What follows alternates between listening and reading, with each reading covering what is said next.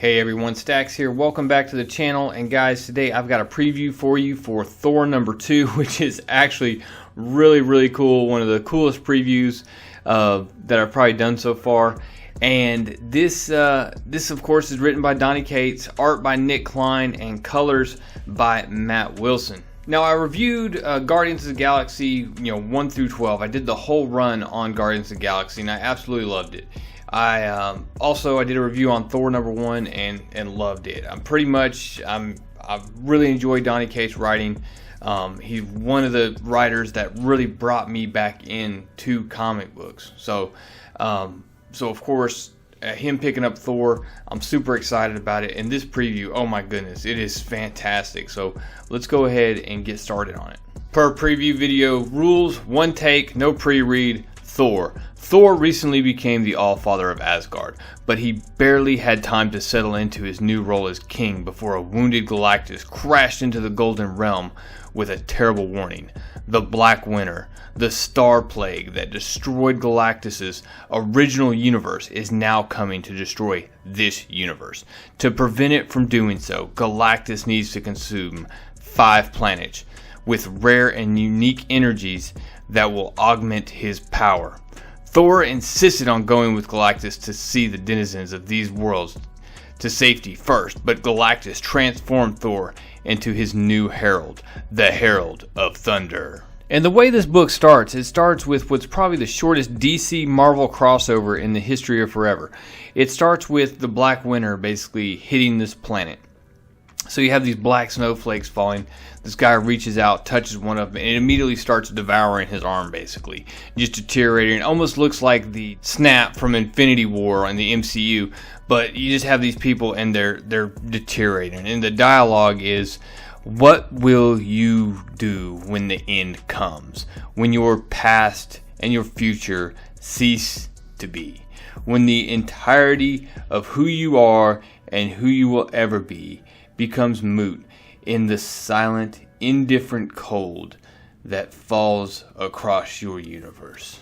Will you scream prayers to your gods? Will you clasp your hands in hope that your noble defenders will arrive? You will. They all do. And just like the denizens of this particular universe, your gods will arrive. And it's obviously freaking Superman right there. A sun god. A god of emerald light, a god of dark, perhaps, a god of the ocean, of speed, of strength. But this is definitely not the Justice League, just very similar to it. This universe, like so many before it, is protected by leagues of gods, little g. Many of them as powerful as those you have always known and marveled at. And all of them united, powered beyond imagination by the belief of the faithful, will not be enough. And you have this hand scooping in and just taking the whole universe in its palm. And it says, for they too will look into the eyes of the Black Winter, and they will see the stone-faced avatar of their one true end. For them, their Omega, the one who is. And there, staring at the encroaching dark, these mighty heroes will do what everyone before them has done. They will cry and scream and pray for their gods to save them. And then, as with everything, they will die.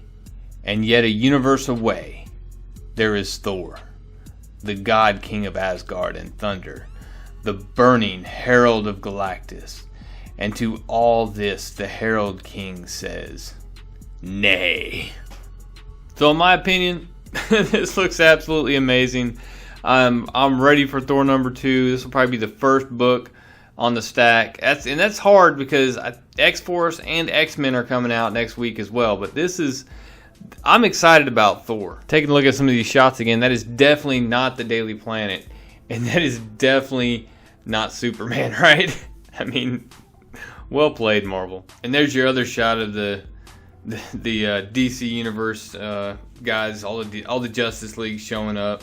And I've always wondered how well these guys get along across company lines. I mean, you see them going back and forth on Twitter and stuff. Everybody seems very supportive of the work, and you figure they come across each other at comic conventions and different things for the business probably all the time. So heck, I mean, a bunch of them bounce back and forth between companies just depending on what gig they are or where they can get work. So, but it is funny to see this kind of shade kind of in a Marvel comic towards DC.